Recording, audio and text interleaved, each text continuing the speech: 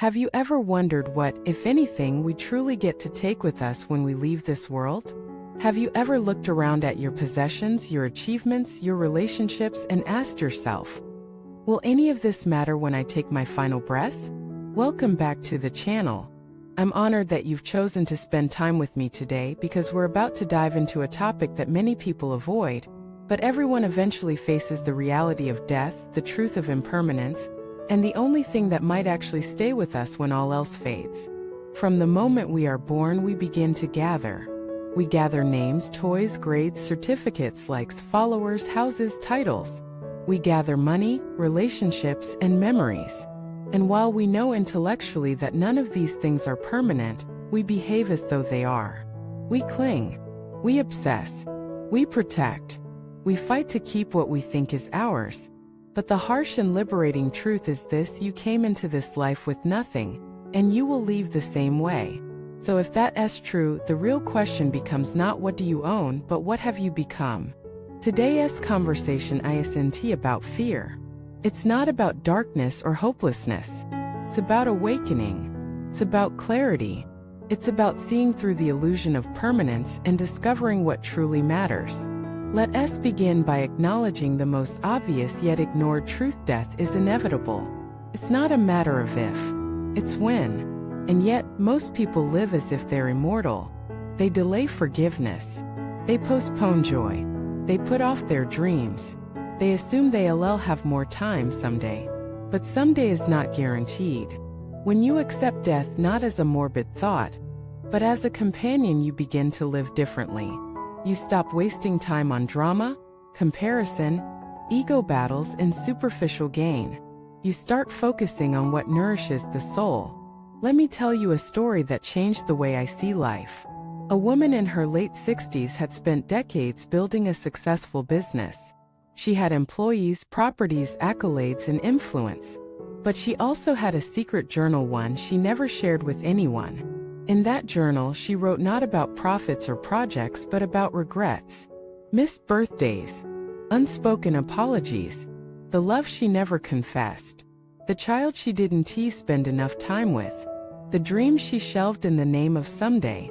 When she was diagnosed with a terminal illness, she began giving things away: not just her wealth, but her time, her attention, her presence. She made calls. She wrote letters.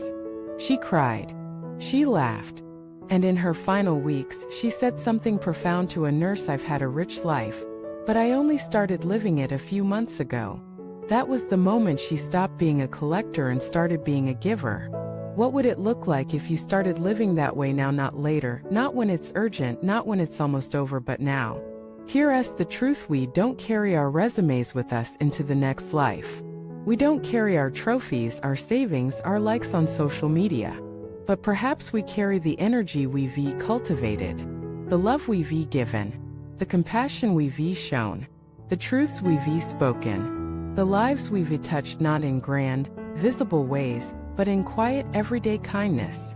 In many spiritual traditions, there's a belief that while the body dies, the soul continues. And what shapes that soul is not what it possessed, but how it lived. Did it grow? Did it forgive? Did it evolve? Did it serve? Let us zoom in on something even more subtle: the idea that impermanence is not something to fear, but something to embrace. Think about it: the sunset is beautiful precisely because it ends. A flower's bloom is precious because it doesn't last. A moment becomes sacred when you realize it won't return. Impermanence gives life its meaning, and yet we suffer because we resist it. We want our youth to stay, our status to remain, our relationships to never change. But they do. And they must. Because without change, there is no growth. Without endings, there are no beginnings. So ask yourself: what am I holding on to that's already trying to leave? What am I refusing to let go of, even though it no longer serves me? Is it an old story? A toxic relationship? A version of myself I've outgrown? The practice of letting go is not about loss. It's about space. When you release what's not yours to keep, you make room for what is. You create space for clarity, peace, depth, and presence. Let us talk about presence because ultimately it's all we really have. The past is memory. The future is fantasy. But this moment, this breath, this is reality. And it's slipping away second by second.